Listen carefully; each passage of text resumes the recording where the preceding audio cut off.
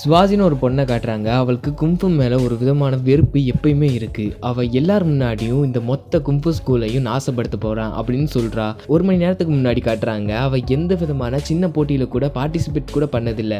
ஆனால் இப்போ இப்படி பேசுகிறா. அதே வேகத்தில் ஃப்ளைட் பிடிச்சி சைனாவுக்கும் வந்து செய்கிறா.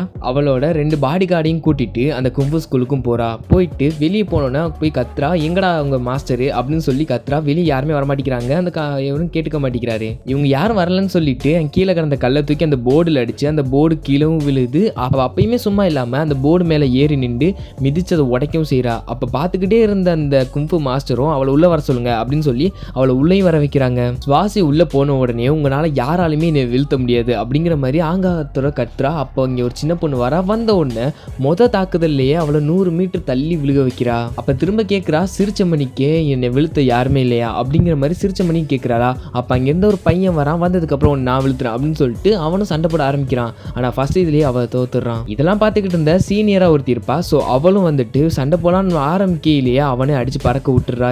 இதெல்லாம் பார்த்துட்டு சொல்றா, அவங்க கலை ஒரு மோசமானது, அதை வந்துட்டு யாருமே முறையாவே கற்றுக்க மாட்டேங்கிறீங்க, எல்லா கடையில லாஸ்ட்டாக தான் உங்க கலை இருக்கு அப்படின்னு சொல்லி ரொம்ப இழிவாக பேசவும் ஆரம்பிக்கிறா. இதெல்லாம் பார்த்துக்கிட்டு இருந்தா இங்கே க்ளீன் பண்ணுற ஒரு லேடி அவங்க இறங்கி வர ஆரம்பிக்கிறாங்க. எல்லாரும் என்னடா நடக்குது அப்படிங்கிற மாதிரி தகச்சு போய் பார்த்துக்கிட்டு இருக்கானுங்க.